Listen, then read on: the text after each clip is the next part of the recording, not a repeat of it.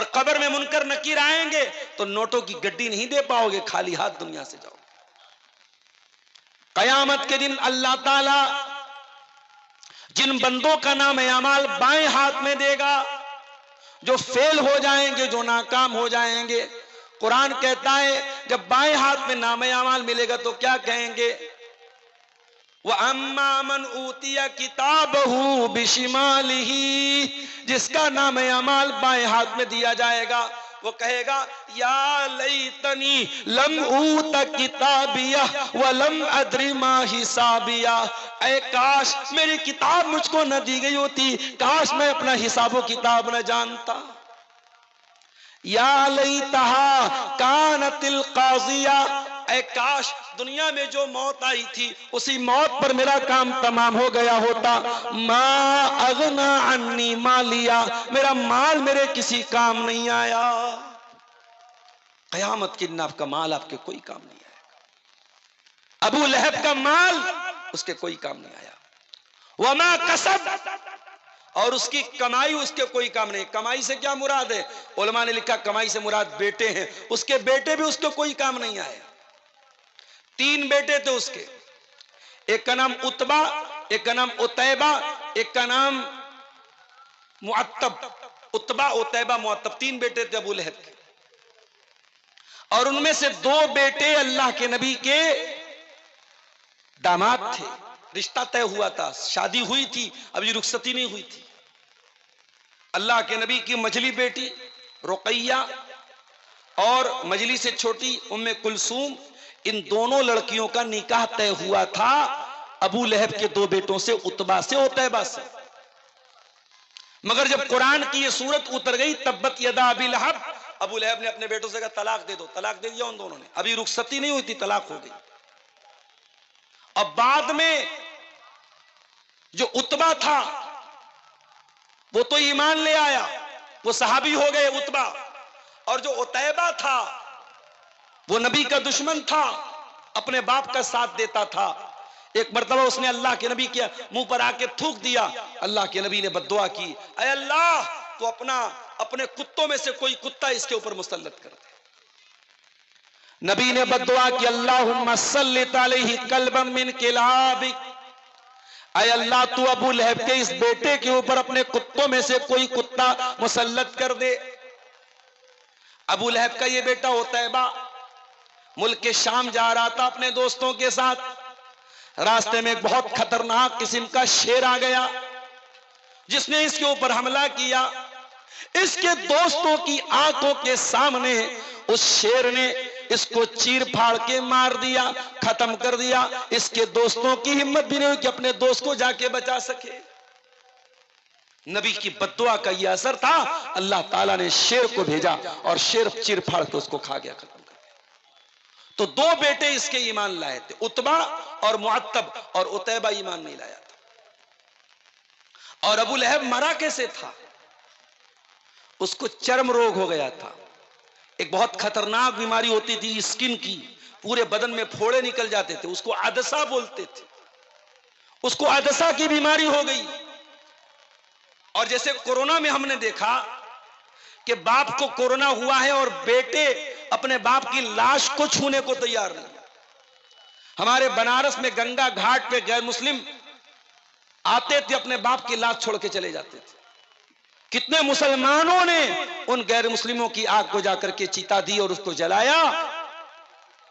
आज कोरोना में हम वो जो हालात देख रहे थे, अबू लहब के साथ वही हालात। अबू लहब का इंतकाल हुआ, कोई बेटा छूने को तैयार नहीं बाप को। बदबू आ रही थी बहुत खतरनाक उसकी बॉडी से। बड़ी मुश्किल से जमीन में गड्ढा खोद के उसकी लाश को फेंका गया। ये अंजाम दुनिया में हुआ और आखिरत में इससे बुरा अंजाम होने वाला है।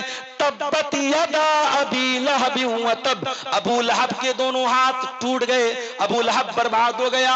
मा अगना अन्हु मालुहु व मा कसब, न उसका माल उसके काम आया, न उसकी कमाई उसके काम आई, न उसके बच्चे उसके काम आए। सयस्ला नारन ज़ात लहब,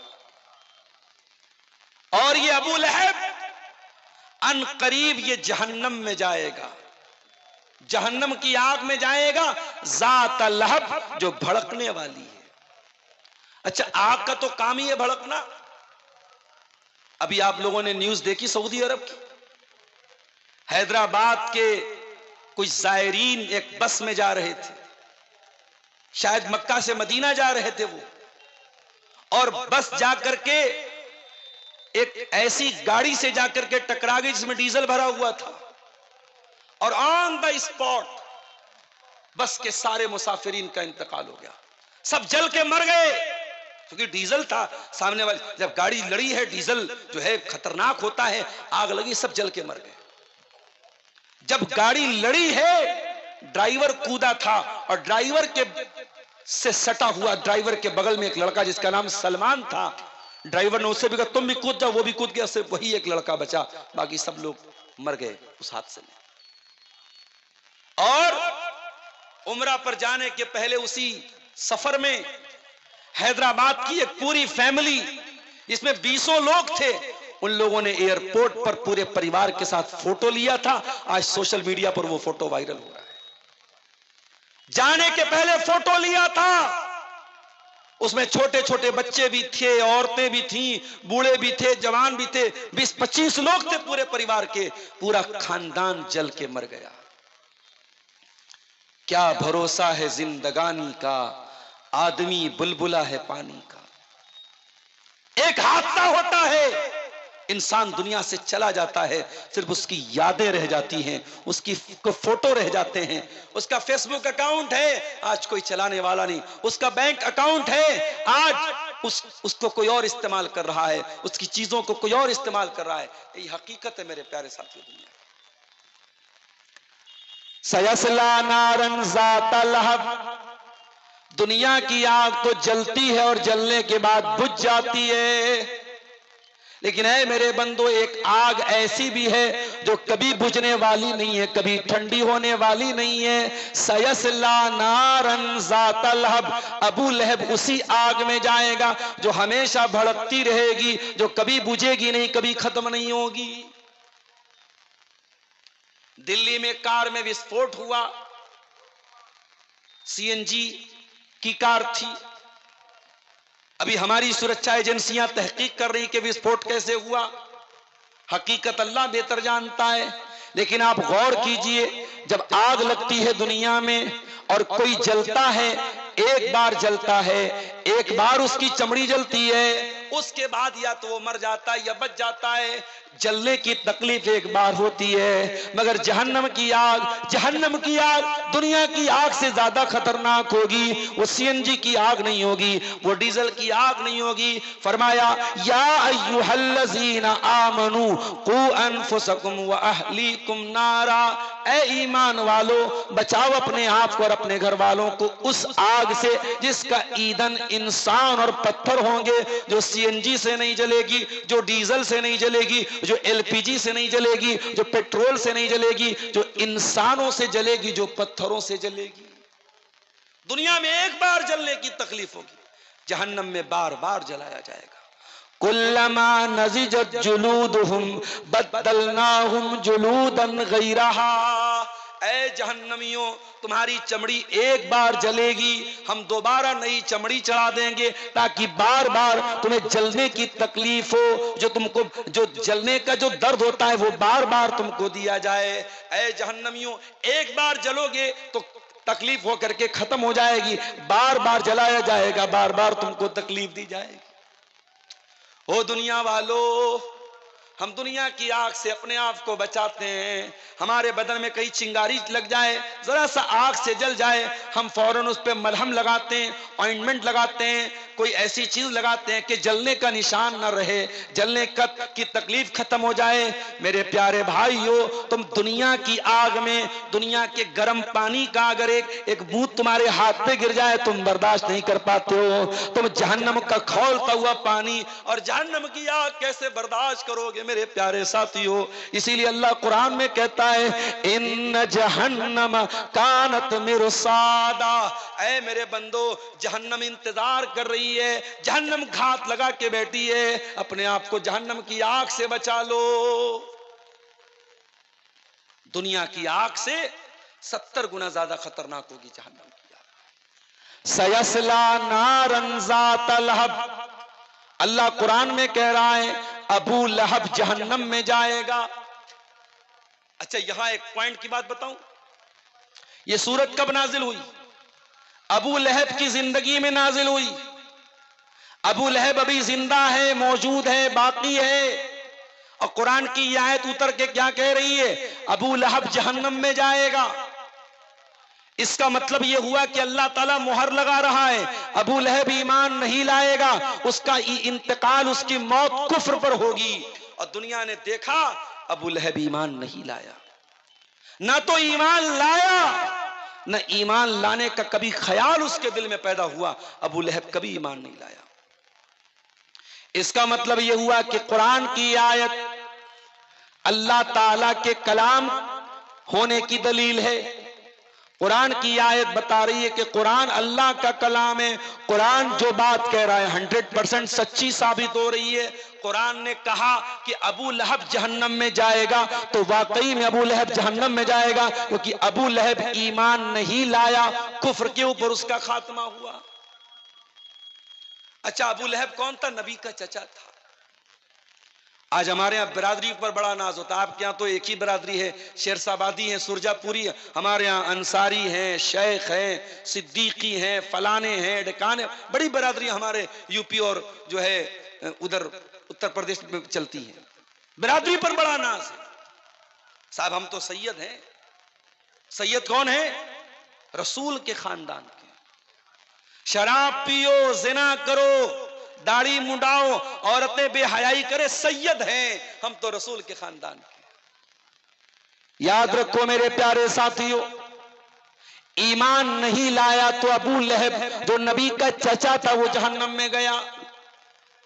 हजरत नूह अलैहिस्सलाम का बेटा अपने बाप पर ईमान नहीं लाया तो वो भी दुनिया में डूबा और आखिरत में भी डूबेगा। पैगंबर थे नूह अलैहिस्सलाम, 950 साल तक अल्लाह ताला के दीन की तबलीग करते रहे, मगर अपने बेटे को नहीं बचा पाए। बगावत पर हो आमादा तो डूबे नूह का बेटा, बगावत पर हो आमादा तो डूबे नूह का बेटा, यहां नामो नसब की बरतरी से कुछ नहीं होता। तू है कौन? मेरा बाप बहुत अच्छा था। अल्लाह क्या ये नहीं पूछा तेरा बाप कैसा था? अल्लाह क्या ये पूछा जाएगा तू कैसा है, तेरा ईमान है कि नहीं, तेरा अकीदा सही है कि नहीं, तेरा कैरेक्टर सही है कि नहीं, तेरा अमल सही है, तेरा पूछा जाएगा, तेरे बाप का नहीं पूछा जाएगा। बाप पे नाश करना बंद कर दो, खानदान पे नाश करना बंद कर दो मेरे साथी। अबू लहब कौन? नबी का चचा, अब्दुल मुत्तलिब का बेटा, हाशिम का पोता, और जहन्नम की आग में जल रहा है। इसीलिए हजरत अली रजी अल्लाह तआला अन्हु कहते हैं फला तत्रुकी तक़वत्तिकालन अलन नसब, इंसान की कीमत उसके अखलाक से होती है। ऐ लोगों, तुम हसब और नसब पर भरोसा करके, खानदान पर भरोसा करके, बिरादरी पर भरोसा करके अल्लाह से डरना न छोड़ना, तकवा न छोड़ना। फकद रफाल इस्लामु सलमाना फारसिन, इस्लाम ने ईरान के रहने वाले, फारस के रहने वाले सलमान फारसी के मकाम को बढ़ा दिया। वज़ा शरीफन नसब अबा लहब, और अबू लहब जो बहुत ऊंचे मर्तबे वाला था उसको इस्लाम ना लाने की वजह से जहन्नम की आग में जाना पड़ेगा। अल्लाह ताला के हसब व नसब की कीमत नहीं है मेरे साथी। अल्लाह की कीमत अखलाक की, अल्लाह की कीमत अकीदे की, अल्लाह की कीमत अमल की। सयस्ला नारन ज़ात लहब, अबू लहब जहन्नम की आग में डाला जाएगा। और बड़े गौर से सुनना मेरे भाइयों, वमरातुहु हम्मालतल हतब, और अबू लहब जब जहन्नम में जाएगा तो अकेला नहीं जाएगा, अपनी बीवी के साथ जाएगा। उसकी बीवी भी जहन्नम की आग में जाएगी। पता ये चला, अगर अबू लहब करेला था तो उसकी बीवी नीम चढ़ी थी। कहते ना, एक तो करेला ऊपर से नीम चढ़ा।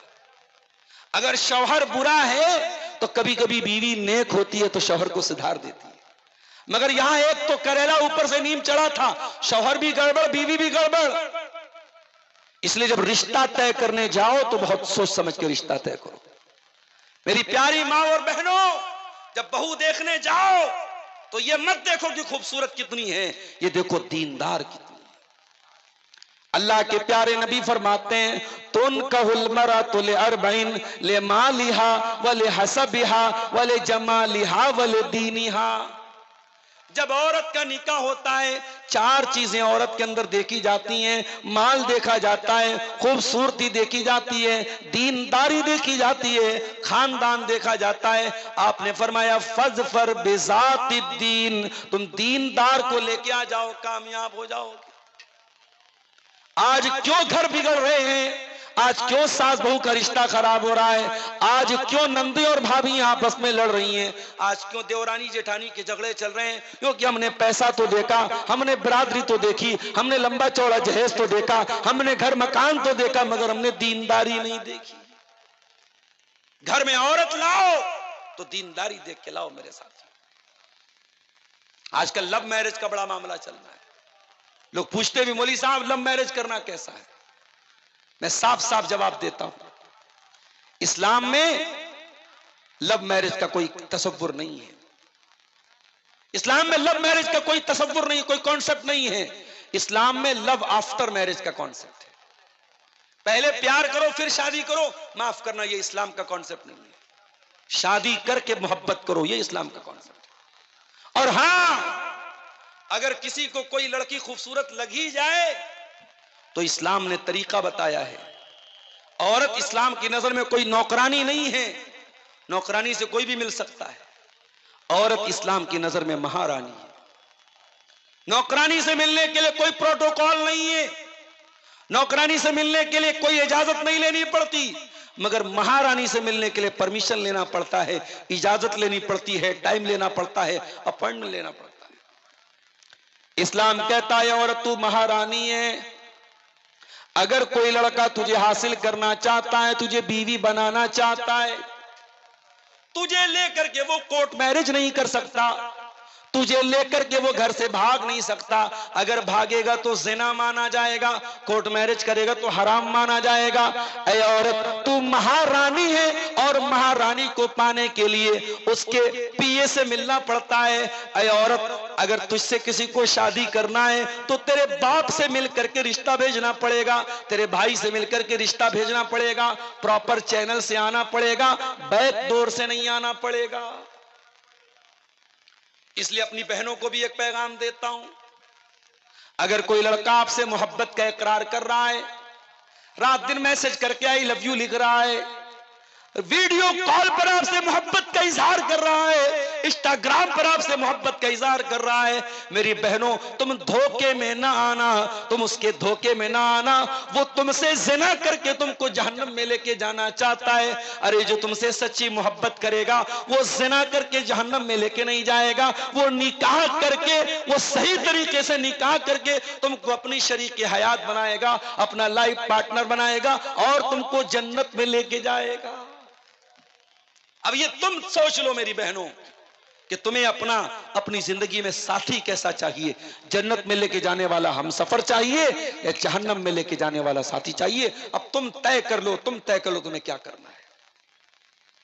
अबू लहब बर्बाद हुआ और उसकी बर्बादी के पीछे उसकी ये बीवी का भी रोल था। अगर उसको बीवी कैसे मिलती, हजरत आसिया के जैसी बीवी मिलती तो शायद अबू लहब का अंजाम इतना बुरा ना होता। आसिया कौन थी? फिरौन की बीवी थी। फिरौन कौन था? बहुत बड़ा जालिम था, बच्चों का कातिल था, मगर उसकी बीवी ईमान ले आई। फिरौन की बीवी हजरत मूसा अलैहिस्सलाम पर ईमान ले आई और जब ईमान लाई फिरौन ने उसको जेल में डाल दिया, हाथों में जंजीर डाल दी गई, पैरों में बेड़ी डाल दी गई।